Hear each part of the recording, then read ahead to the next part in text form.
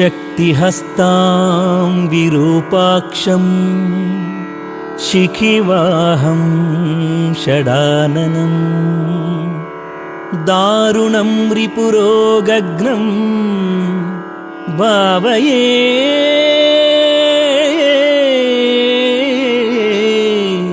कुक्कुटध्वजं भावये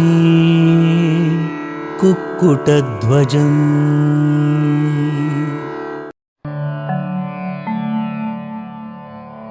श्रीसुब्रह्मण्यभुजङ्गम्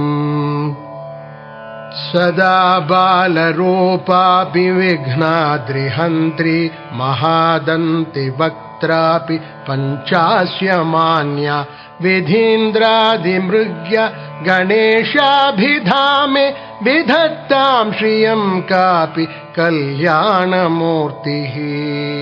न जानामि शब्दं न जानामि चार्थं न जानामि पद्यं न जानामि गद्यं चिदेका षडास्या हृदि द्योतते मे मुखानि सरन्ते गिरश्चापि चित्रम्। मयूराधिरूढं महावाक्यगूढं मनोहारिदेहं महच्चित्तगेहं महीदेवदेवं महावेदभावं महादेवबालं भजे लोकपालम्। यदा सन्निधानं गतामानवामि भवाम्भोधिपारं गतास्ते तदैव इति व्यञ्जयन् सिन्धुतीरे य आस्ते तमीडे पवित्रं पराशक्तिपुत्रम्। यथाब्धेस्तरङ्गा लयं यान्ति तुङ्गाः तथैवापदः सन्निधौ सेवतां मे इति वोर्मि पङ्क्तिर्नृणां दर्शयन्तं सदा भावये हृत्सरोजे गुहं तम्। गिरौ मन्निवासे नरायेऽधिरूढाः तदा पर्वते राजते तेऽधिरूढाः इतीव ब्रुवन् गन्धशैलाधिरूढः स देवो मुदे मे सदा षण्मुखोऽस्तु। महाम्भोधितीरे महापापचोरे मुनीन्द्रानुकूले सुगन्धाख्यशैले गुहायां वसन्तं स्वभासा लसन्तं जनार्तिं हरन्तं शयामो गुहं तम्। लसत्स्वर्णगेहे नृणां कामदोहे सुमस्तोमसञ्छन्नमाणिक्यमञ्चे समुद्यत्सहस्रार्कतुल्यप्रकाशं सदा भावये कार्तिकेयं सुरेशम्। रणध्वंसके मञ्जुलेत्यन्तशोणे मनोहारि लावण्यपीयूषपूर्णे मनःषट्पदो मे भवक्लेशतप्तः सदा मोदतां स्कन्दते पादपद्मे। सुवर्णाभदिव्याम्बरैर्भासमानां क्वणत्किङ्किणी मेखला शोभमानां लसद्धेमपट्टेन विद्योतमानां कटिं भावये स्कन्दते दीप्यमानाम्। पुलिन्देशकन्याघना भोगतुङ्गस्तनालिङ्गनासक्त काश्मीररागं नमस्याम्यहं तारकारे तवोरः स्वभक्तावने सर्वदा सानुरागम्। विधौ क्षिप्तदण्डान् स्वलीलाधृताण्डान् निरस्ते भशुण्डान् द्विषत्कालदण्डान् हतेन्द्रारिषण्डान् जगत्त्राणशौण्डान् सदा ते प्रचण्डान् श्रये बाहुदण्डान्। सदा शारदा षण्मृगाङ्का यदि स्युः समुद्यन्त एव स्थिताश्चेत् समन्तात् सदा पूर्णबिम्बाः कलङ्कैश्च हीनाः तदा त्वन्मुखानां ब्रुवे स्कन्दसाम्यम् स्फुरन्मन्दहासैः सहंसानि चञ्चत्कटाक्षावलीभृङ्ग सङ्घोज्ज्वलानि सुधास्यन्ति बिम्बाधराणीशसूनो तवालोकये षण्मुखाम्भोरुहाणि विशालेषु कर्णान्तदीर्घेष्वजस्रं दयास्यन्दिषु द्वादशस्वीक्षणेषु महीषत्कटाक्षः सकृत्पातितश्चेत् भवेत्ते दयाशील का नामहानिः सुताङ्गोद्भवो मेऽसि जीवेति षड्धा जपन्मन्त्रमेषो मुदा जिघ्रते यान् जगद्भारभृद्भ्यो जगन्नाथ तेभ्यः किरीटोज्ज्वलेभ्यो नमो मस्तकेभ्यः स्फुरद्रत्नकेयूरहाराभिरामः चलत्कुण्डल श्रीलसद्गण्डभागः कटोपीतवासाः करे चारुशक्तिः पुरस्तान्ममास्तां पुरारेस्तनूजः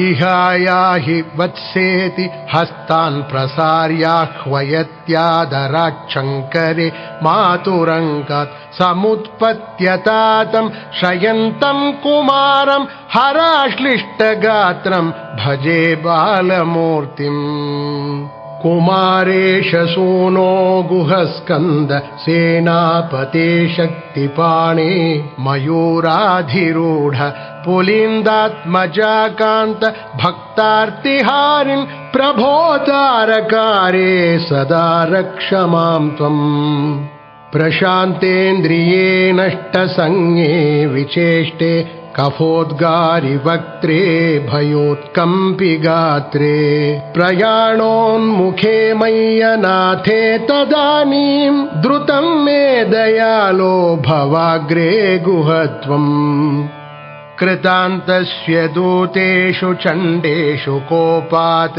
दहच्छिन्धिभिन्धीति मां तर्जयत्सु मयूरं समारुह्य माभैरिति त्वं पुरःशक्तिपाणिर्ममायाहि शीघ्रम् प्रणम्या सकृत्पादयोस्ते पतित्वा प्रसाद्य प्रभो प्रार्थयेनेकवारम् न वक्तुं क्षमोऽहं तदानीं कृपाब्धेन कार्यान्तकाले मनागप्युपेक्षा सहस्राण्डभोक्ता त्वया शूरनाम हतस्तारकः सिंहवक्त्रश्च दैत्यः ममान्तर्हृदिस्थं मनःक्लेशमेकं न हंसि प्रभो किं करोमि क्वयामि अहं सर्वदा दुःखभारावसन्नो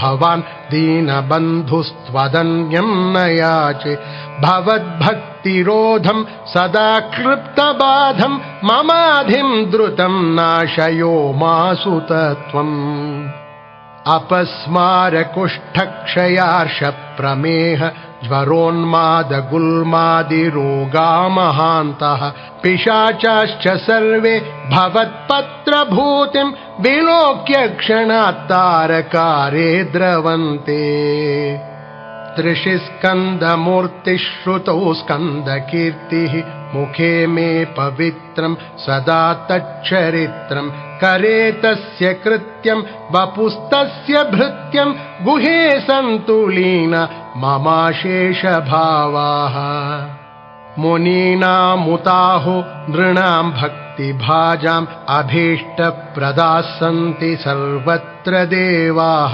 नृणामन्त्यजानामपि स्वार्थदाने गुहादेवमन्यं न जाने न जाने कलत्रं सुता बन्धुवर्गः पशुर्वा नरो वाथ नारी गृहे ये मदीयाः यजन्तो नमन्तस्तुवन्तो भवन्तं स्मरन्तश्च ते सन्तु सर्वे कुमार मृगाः पक्षिणो दंशकाये च दुष्टाः तथा व्याधयो बाधकाये मदङ्गे भवच्छक्ति तीक्ष्णाग्रभिन्ना सुदूरे विनश्यन्तु ते चूर्णित क्रौञ्चशैल जनित्री पिता च स्वपुत्रापराधं सहेते न किं देवसेनाधिनाथ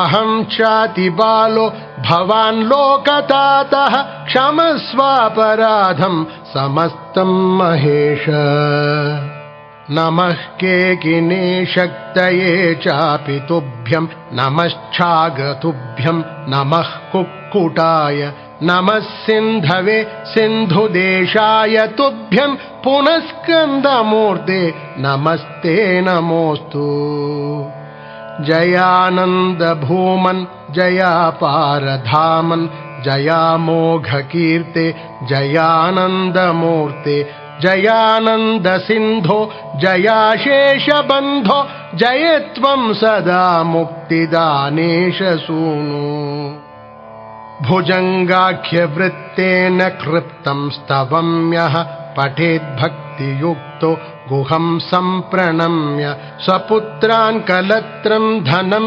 दीर्घमायुः लभेत् स्कन्दसायुज्यमन्ते नरः सः लभेत् स्कन्दसायुज्यमन्ते नरः सः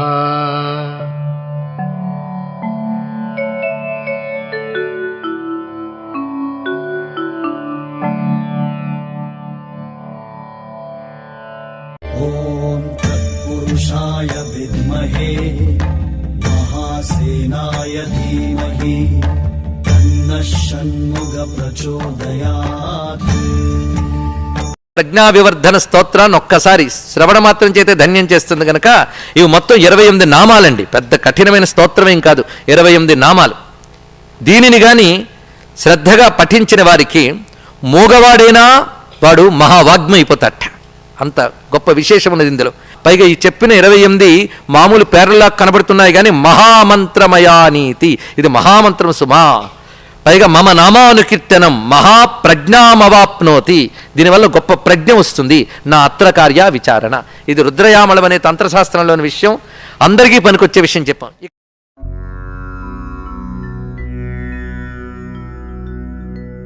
శ్రీస్కంద ఉవాచ యోగీశ్వరో మహాసేనః కార్తికేయోऽగ్నినందనః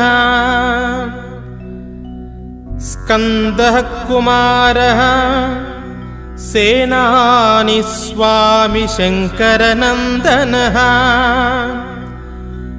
గాంగేయస్తామ్రచూడచ్చ బ్రహ్మచారీ సికిధ్వజః తారకారీ ఉమాపుత్రః క్రౌంచారిచ్చ షడాననః శబ్దబ్రహ్మ సముద్రచ్చ సింధుః సారస్వతో గుహః సనత్కుమారో భగవాన్ భోగమోక్షఫలప్రదః శరజన్మా గుణాధీశః పూర్వజో ముక్తిమార్గకృత్ సర్వాగమప్రణేతా చ వాంఛితార్థప్రదాయకః అష్టావింశతి నామాని మదీయానితి యః పఠేత్ ప్రత్యుషం శ్రద్ధయా యుక్తో ముక్తో వాచస్పతిర్భవేత్.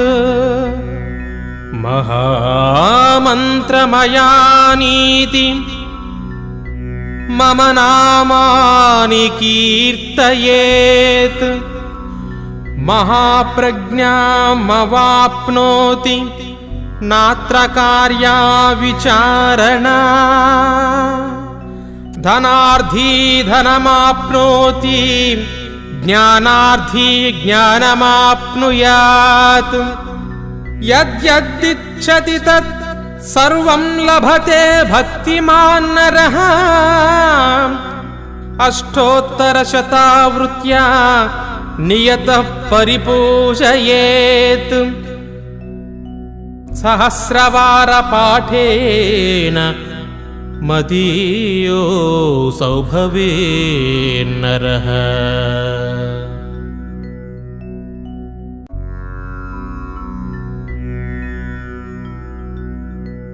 श्रीस्कन्द उवाच योगीश्वरो महासेनः कार्तिकेयोऽग्निनन्दनः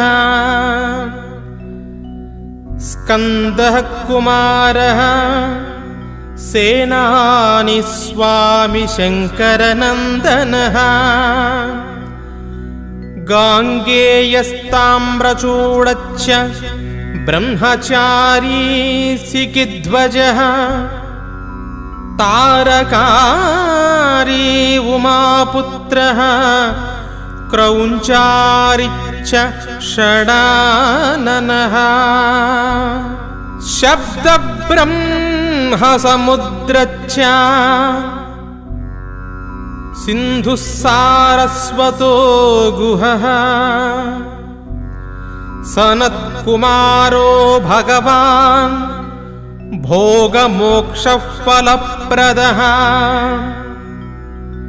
शरजन्मा गुणाधीशः पूर्वजो मुक्तिमार्गकृत् सर्वागमप्रणेता च वाञ्छितार्थप्रदायकः